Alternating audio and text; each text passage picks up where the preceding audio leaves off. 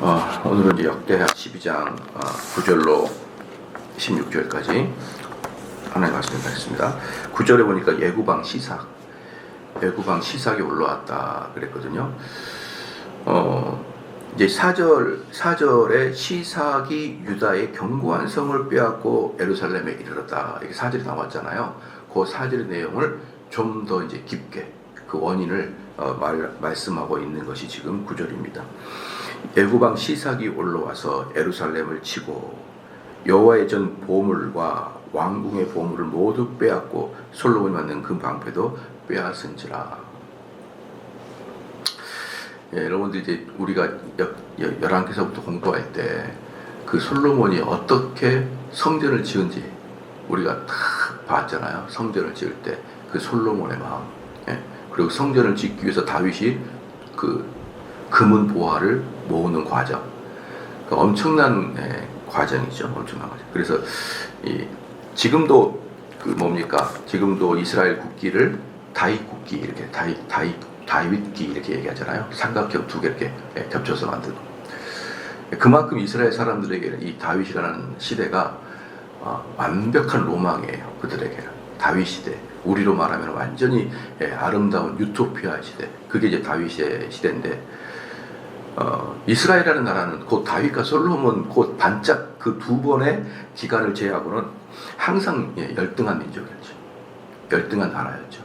언제 세계사에서 드러나지도 않는 그런 흔적조차 없는 그런 나라인데, 다윗과 솔로몬 시대 때에만 통일 왕국을 이루는 사실은 이렇게 말씀하면 죄송합니다만 별 볼 일 없는 국가죠. 그러니까 사회적으로 보면은 우리 역사적 보편적 역사에 본다 그러면은 어디 여러분 세계사 배울 때 뭐 나폴레옹도 배웠을 것이고 로마 시저도 배웠을 것이고 몽고도 배웠겠지만 고대 이스라엘을 성경 외에 어디 책에 나옵니까? 하나도 안 나오죠. 우리는 맨날 교회 나와서 이스라엘, 다윗, 솔로몬 그러니까 대단한 나라 같지만 거기 경상남북도만한 땅에 조만한 땅에 그런 나라, 그냥 별 볼 일 없는 그런 나라였어요. 그런 나라였는데 그나마 그 조그만 나라, 경상남북도만한 그 나라 중에 그나마 통일을 이루고 살아면서 조금 애매하고 큰 기침 한번 했던 시대가 다윗과 솔로몬 시대였어요. 그 나머지는 이제 남과 북이 나눠져가지고 그냥 경상남도만한 땅덩어리로 이제 루어무대 살아가니까 이런 나라는 무슨 중국에 비하면 어디 도시 성 하나에 불과하죠. 그렇잖아요. 아까 어제도 말씀했지만 캘리포니아가 하나가 우리 남북보다 훨씬 큰 나라고, 텍사스 같은 나라는 남북한보다 합쳐가지고 5배가 더 큰 나라인데, 그런 나라들에 비한다면 이스라엘은 어때요? 태평양 물가에 있는 조약돌만한 그런 나라일 뿐이잖아요.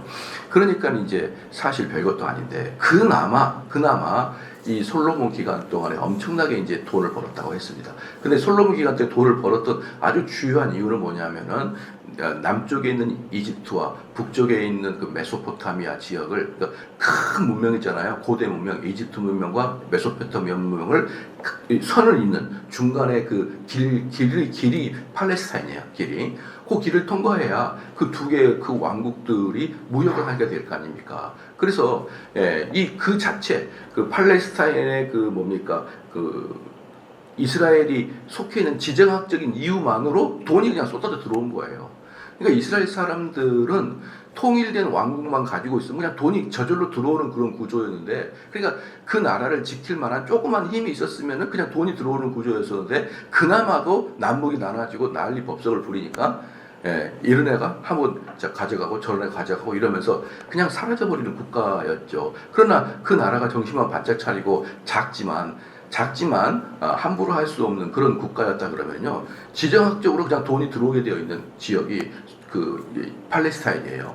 그런데 그때 이제 다윗과 솔로몬 시대 때는 주변 나라 사람들이 함부로 이스라엘을 점령하지 못하니까 그냥 돈이 굴러 들어온 거죠. 그러니까 그냥 금이 산더미처럼 쌓이고 이렇게 돼가지고 그 금과 모든 보석들을 어떻습니까? 성전을 짓는데, 그 다음에 예루살렘이라는 도시 전체를 리모델링 하는데, 그러니까 신도시를 만드는데 그 돈을 다 썼습니다. 그리고 그들이 그냥 쓴 게 아니라 막 성전에는 금을 도배를 해가지고 했습니다.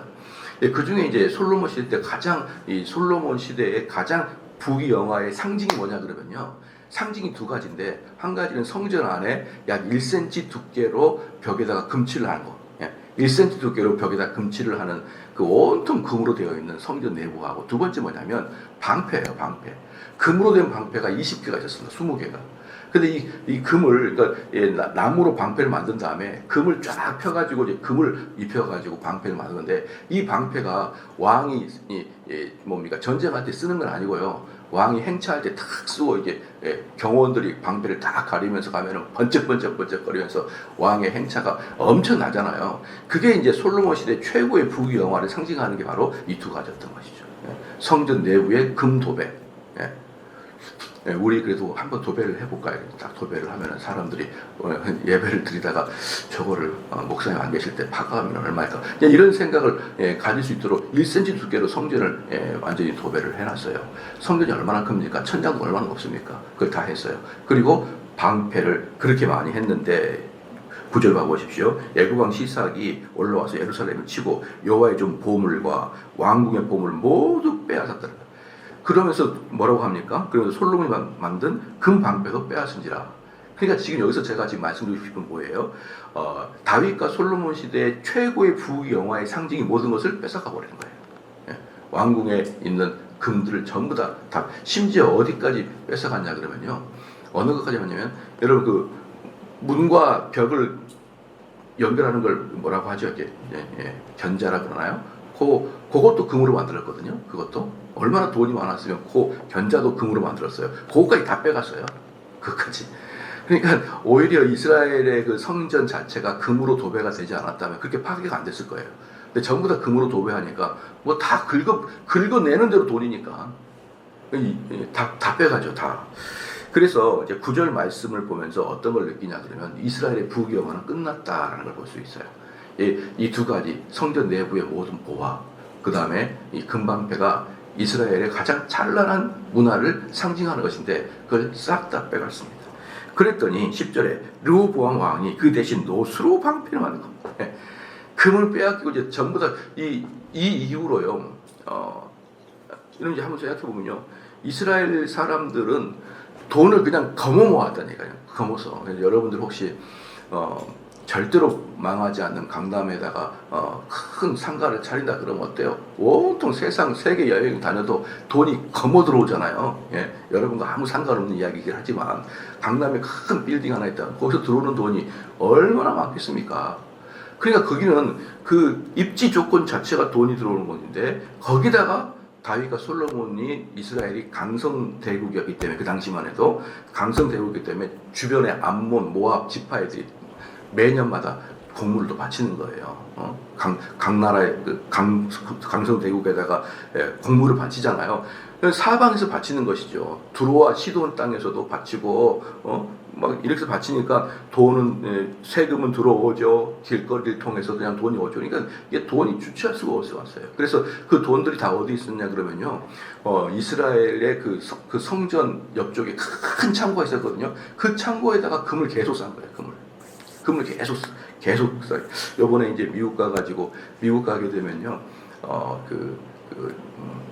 아미시라는 사람이 사는 데가 있어요. 아미시는 지금부터 한 100년 전, 200년 전에 복장 그대로 살아요. 그래서 약간 그 옛날 미국 사람들이 사는 것처럼 살고 있거든요. 그래서 거기는 차도 잘 안 다니고 마차 타고 다니고 옛날을 그대로 유지하는 지역이 아미시라는 동네가 있는데요. 그 아미시에서 지금 하고 있는 큰 그 극장이 있어요. 연극하는 극장인데 정말 볼만하거든요. 그런데 큰 극장인데 거기서는 매년마다 다윗도 하고 모세도 하고 천지창조도 하고 이러면서 이제 한번 연극을 하게 되면 1년 동안, 올해는 다윗, 그럼 다윗가 쭉 하는 거예요.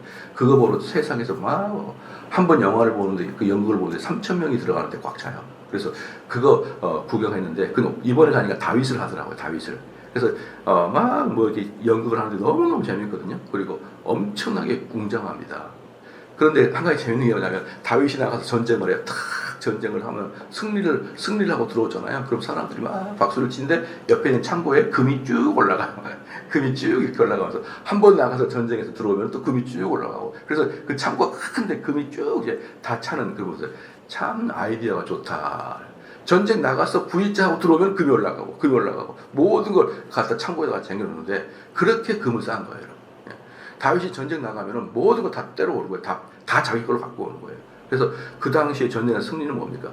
몽고 같은 경우는요, 전쟁을 나갈 때 대의 명분이 있어 나가는 게 아니에요. 가서 금 뺏으려고 그 전쟁을 한 거예요. 이 고대 전쟁들은. 그러니까 다윗이 전쟁을 할 때마다 금은 보화가 가득 차는데 그게 솔로몬 성전에 가득 찼어요. 그거 싹 다 뺏겼습니다. 싹 다 뺏겨버렸어요. 하나도 남기지 않고. 그리고 이스라엘은 남과 북으로 나눠버렸어요.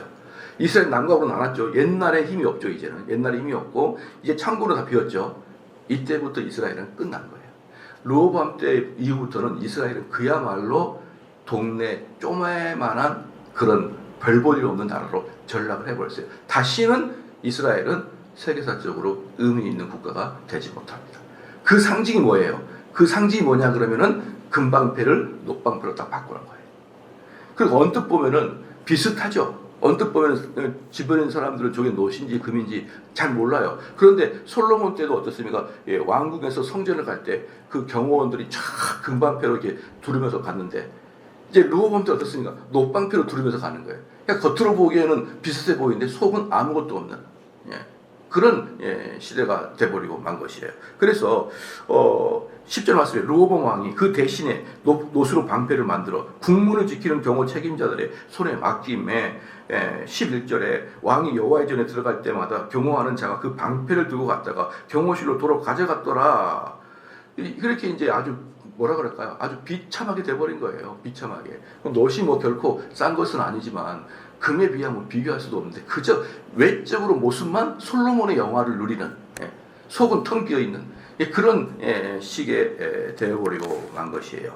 그러니까 12절에 르호보암이 스스로 겸비하고 유다의 선한 일도 있으므로 여호와께 노를 돌이키사 다 멸하지 아니하셨더라 그랬어요. 그래서 재밌는 게 뭐냐면요. 이때 그 이집트의 시삭이라는 사람이 그 이스라엘 남쪽에 있는 이집트잖아요. 요 사람들이 지금 남유다를 쳐들어온 거예요. 그러면은 여기서 궁금한 게 있어요. 왜 이 시삭이 남유다를 쳐들어왔을까요? 당연히 그 교통 통로를 다 자기들이 차지하려고 하는 거죠. 그러니까 팔레스타인이라는 지역을 다 차지해야만 어떻습니까? 그 무역의 핵심을 잡는 거 아니겠습니까? 그러니까 팔레스타인을 다 자기 걸로 하려고 시삭이 지금 유다를 침공하는 거예요. 그러면 물어볼게요. 남쪽 유다만 가지고 가면 됩니까? 북이스라엘도 가져가야죠. 그래야 통로가 뚫리죠. 안 그렇습니까? 그래서요. 여기에 나와 있지는 않지만 시삭이 남유다만 친 거 아니에요. 북이스라엘까지 다쳤습니다. 역사책에 보면요. 이때 당시 역사책을 보면요. 뭐가 있냐 그러면요. 이 이집트의 황제가 이스라엘 남북에 있는 150개 성을 다 차지해 갔어요. 150개 성을 다 함락시켰습니다. 그러니까 지금 여기서 말하고 있는 것은 남유다만 점령하고 다시 복귀한 게 아니라 이 예루살렘을 친 다음에 북으로 진군해가지고 진군해서 북쪽 이스라엘에도 다 침공을 했어요. 그래서 150개의 성을 빼앗아 갔거든요. 그러면은 여러분 생각을 해보십시오. 그러면은 남유다만 친 게 아니었다 그러면 예루살렘 성전을 앞에서 예루살렘 성전을 치고 후퇴하지 않았거든요. 후퇴하지 않았어요. 그런데 여기서 재밌는 게 뭐냐면 완전히 예루살렘을 멸망시키지 않고 내비두고 진군한 거예요.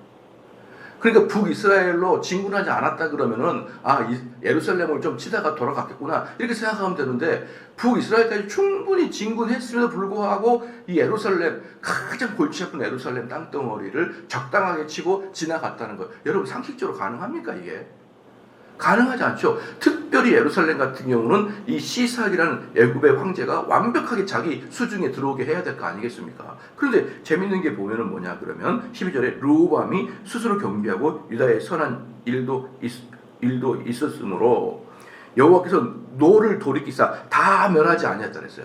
그래서 다 멸하지 않는 것은 르호보암과 예루살렘을 그나마 놔뒀다라는 것이에요. 왜 그랬을까요? 갑자기 왜 그랬을까요? 이게 바로 12절에 르호보암이 스스로 겸비했기 때문에. 르호보암이 스스로 하나님 앞에서 죄를 사죄하고 회개했기 때문에 시삭의 마음속에 그냥 지나가게 된 거라고요. 그러니까 여기서 하나님께서는 지금 핵심이 뭡니까? 하나님께서 말씀하고 있는 핵심은 르호보암을 혼내려고 하는 게 아니에요. 하나님의 핵심은 회개하고 돌이키라는 거예요. 회개하고 돌이키면 다시 원상복귀를 해주겠다는 거예요. 그 이야기를 지금 하고 있는 것입니다. 하나님의 마음속은 이놈의 르호보암은 내가 채찍으로 때릴 거야가 아니에요. 르호보암 빨리 이스라엘을 원상태로 돌리켜라 라는 것이죠. 그래서 스스로 겸비하여 유다의 선한 일도 있으므로, 선한 일도 있으므로, 여기서 이제 12절에 참 재밌는 게 뭐냐면은 이 르호보암에 대해서 열왕기서에서도 그대로 이제 르호보암을 이야기하고 있거든요. 근데 이 열왕기서에서는 르호보암을 한 번도 선왕이라고 말하지 않아요. 그냥 나쁜 놈이에요, 르호보암은. 근데 여기서는 한마디 합니다. 한마디 뭡니까? 그래도 12절에 르호보암이 스스로 겸비하고 유다의 선한 일도 했다. 제가 늘상 말씀드리지만 역대기서의 핵심은 솔로몬 가문, 다윗 가문을 칭찬하려고 하는 마음이기 때문에 열왕기서에서는 르호보암을 한 번도 칭찬하지 않습니다. 악한 왕이에요. 근데 역대기서는 그래도 한 번은 선한 일을 했다. 이 선한 일이 뭡니까? 이 선한 일이 뭐냐 그러면은 유대 사람들이 4년 동안 신앙생활 잘 하도록 했던 그 일들을 가리키면서 그래도 선한 일을 좀 했으니까 네가 회개하니까 더 이상 시삭이 너희를 치지 못하고 예루살렘을 패스하게 해주겠다. 이런 복을 주셨더라 이 말입니다. 그래서 13절에 르호보암 왕은 예루살렘에서 스스로 세력을 굳게 하여 다스리니라.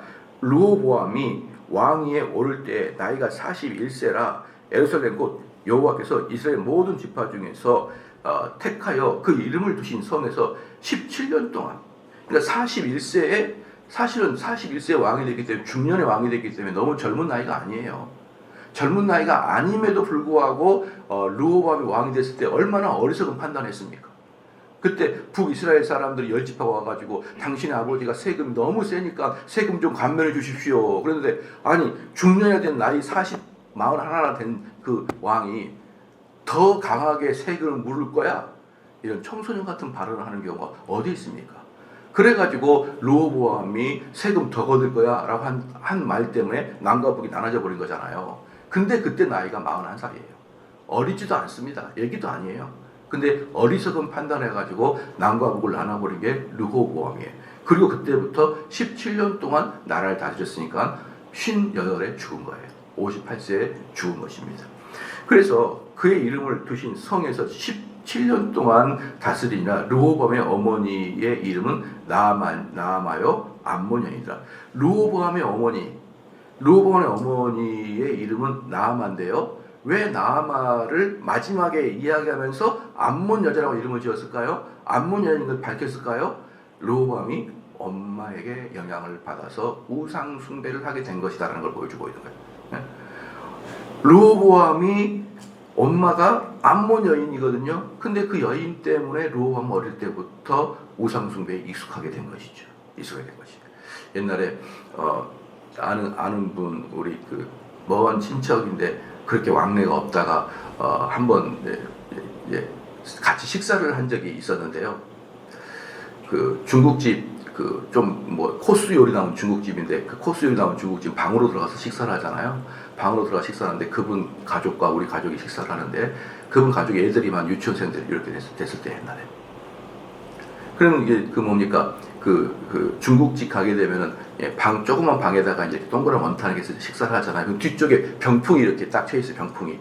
병풍이 딱 쳐 있는데 그 집 애들 둘이가 딱 들어가서 병풍을 보더니 넙죽절을 하는 거예요. 넙죽절을 해요. 병풍을 보더니. 왜? 제사가 익숙하니까 병풍 보면 절을 하는 거예요. 그러니까 어릴 때부터 그런 것을 보면요, 참 그게 익숙하게 되는 것이죠. 그래서 저는 이렇게 있으면은 목탁 소리 똑똑똑똑 목탁 소리 들리면요 불편하거든요. 근데 제 친구들은 목탁 소리 들으면 마음이 편안해진대요. 편안해진답니다. 왜? 어릴 때부터 목탁 소리 듣고 그 목탁 소리 들으면 마음이 차분해지고 이러기 때문에 목탁 소리 들으면 마음이 편안해진데 저는 목탁 소리 들으면 되게 불편해요. 단 한 번도 목탁 소리에 익숙해 본 적이 없었기 때문에.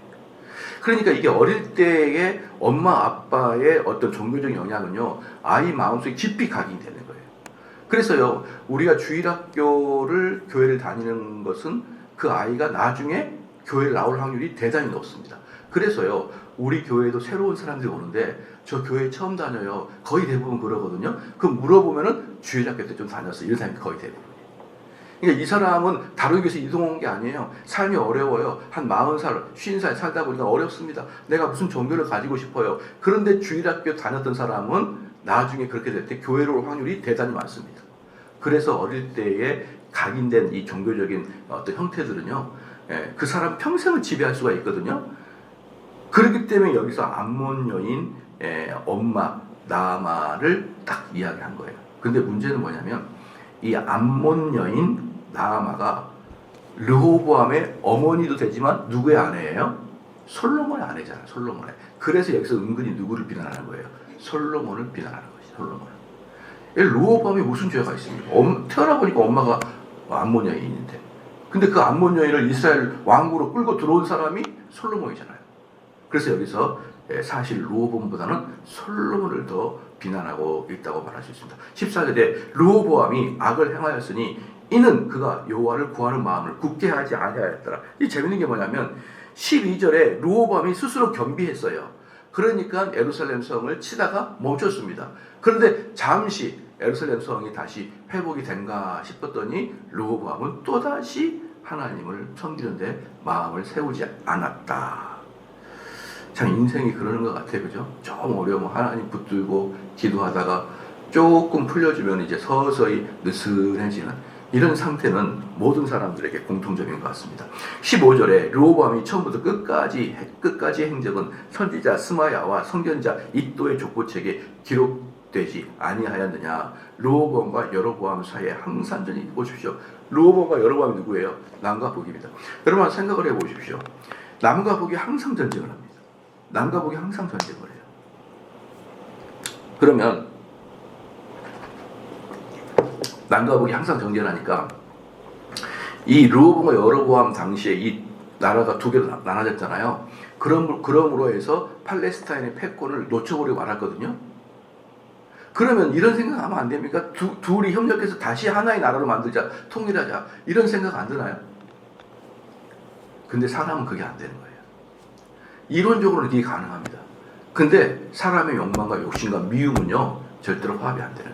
죽어도 내가 오늘 내가 약해져서 굶어 죽어도 화합을 못 하겠다. 화합을 하면은 부자가 되고 강대한 나라가 될 수가 있지만 내가 두들겨 맞아도 죽어도 화합은 안 하겠다는 거예요.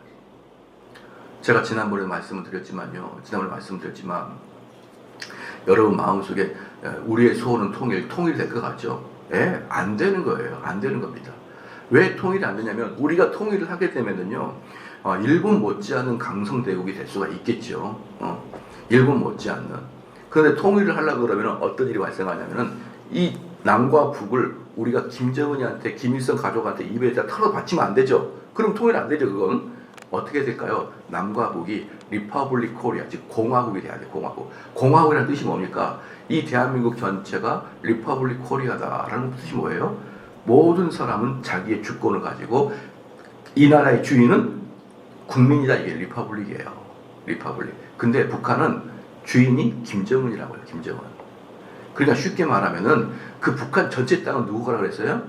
김정은 아재 거라고요. 김정은 아재 거라고. 그 정은이가 뚱뚱하고 못생겨도 엄청 부자인 거예요. 다 자기 땅이에요. 그리고 그 모든 사람들은 정은이의 노예입니다. 그럼 통일한다는 뜻이 뭐예요? 김정은이가 자기 땅을 대한민국 정부한테 털어 바치겠다는 뜻이에요. 가져요. 그러면서 모든 북한 땅이 리퍼블릭 코리아가 됩니다. 그걸 김정은이 허락하겠어요? 가능합니까? 여러분들 우리 남북 통일될 테니까 어디 우리 저기 신집사님 남북 통일될 테니까 그 건물 국가에 바칠래요? 웃고 대답을 안 하시잖아요. 남북 통일에도 자기 집안은 못 바쳐요. 근데 김정은이가 그 나라를 통째로 바친다고요? 불가능합니다.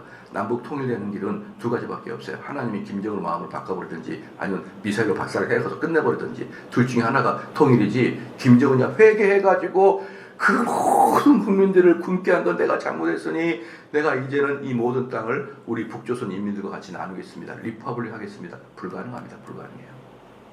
그래서 이론적으로는 남과 북이 합쳐지면 일본 못지않게 그리고 중국 바로 밑에서 우리가 강성대국이 될 것 같지만 인간의 미움과 질투와 욕심이 있기 때문에 통일 안 돼요. 그래서 저는 모를 때는 맨날 부르게 우리의 소원 통일 이것만 불렀는데 조금 뭘 알고 보니까 통일은 불가능하다. 아시겠죠? 그래서 없는 희망 고문을 할 필요가 없고, 그러니까 북한하고 대화, 저는 북한하고 대화 처음부터 할 때부터 북한하고 대화해서 될 일은 아니라고 저는 봤어요. 왜냐하면 북한은 욕망과 미신과 우상으로 가득한 나라거든요. 아시겠죠? 그래서 여기서도 결국은 15절 후반부에 르호보암과 여로보암 사이에 항상 전쟁이 있는데, 이들은 그들이 전쟁을 함으로써 점점 어때요? 나라가 패망해져 가면서 결국은 어때요? 역사 속에 사라져버리고 말아요. 역사 속에서 사라지는데 싸우고 있어요. 옛날에 어떤 그 동물의 왕국 보니까요, 큰 사슴 두 마리가 영역 다툼을 하려고 두 마리가 막 머리를 때려 박아요. 콱 박아요. 왕이 되려고. 그래서 두 개가 탁 겹쳐버렸어요. 이 사슴 뿔이. 그러니까 사자가 와서 먹어버리더라고. 그러니까 쟤네들은 사자가 와서 먹임을 당하더라도 싸우는 거예요. 사자가 와서 먹어도 싸워버리는 것입니다. 그래서 둘 다 죽어요. 그러니까 이게 어리석은 자들의 특징인 것입니다. 16절에 보면 르호보암이 그 조상들과 함께 누움에 다윗성에 장사되고 그의 아들 아비야가 그를 대신하여 왕이 되니라. 이렇게 하면서 영역의 르호보암의 시대는 끝나고 마는 것이죠. 참 보면은 인생이라는 게 꼭 그렇게 살아야 될까 싶어요. 꼭 그렇게 살아서 르호보암이 백성들의 마음을 격노케 해가지고 남북을 나눴어야 될 것이며, 남북이 나눠져가지고 이 왕들은 그 자존심 때문에, 알량한 자존심 때문에 그렇게 서로 싸우다가 국가는 삼류국가로 전락을 해버리고 그리고 죽어요. 그래봐야 58세. 예. 그 옛날에 제가 대학교 다닐 때 대학생 1학년이 뭘 알겠습니까? 1학년이 딱 됐는데 내 친구 아버지가 딱 돌아가셨어요. 처음으로 이제 그 아는 분이 장례를 치르고 내가 이제 어떻게 해야 될지 모르겠는 거예요. 그래서 탁 가가지고 이제 뭐 막 물어보니까 호사입니다. 뭐 이렇게 이런 말을 또 하라고 하더라고요. 또 어른들이 참 그래도 아름다운 죽음입니다. 이제 이렇게 이야기를 하면서 친구를 만나가지고 아버님 돌아가셨는데 참 그래도 많이 사시다가 가셨다. 그런데 그때 그게 55세예요. 20살짜리가 55세를 보면 늙은 할아버지 같아요. 그런데 55세가 가지고 참 호사합니다. 또 그 친구도 그렇죠. 막 그러는데 인생이 55세, 58세 얼마나 어린 나이입니까? 어떤 사람은 이 사람들이 죽어도 그래 살만큼 살았다라고 생각하지만 이 55세 넘으신 여러분 생각해봐요. 이 나이가 얼마나 어린 나이예요. 그리고 여러분 죽습니다. 인생이 이러는 거예요. 그럼 이렇게 살다가 죽을 바에 선한이라고 살다가 죽으면 될 거 아니에요. 악한이라고 죽다, 선한이라고 죽다, 어차피 한 인생이에요. 그래서 내 욕심 하나 묻어버리고 남북 통일하여서 이스라엘의 강성 대국을 만들겠다. 그리고 죽으면 되잖아요. 뭔 놈의 자존심 때문에 죽을 것을 각오하고 기껏해야 58세까지 살고 말 건데 이 나라를 이렇게 만들어 놓고 죽습니까? 그래서 참 인생이라는 게 참 그래요. 그래서 지혜를 가지시기 바랍니다. 예. 그것도 아멘도 안 하시는 거 보니까 지혜를 안 가질 것 같아요.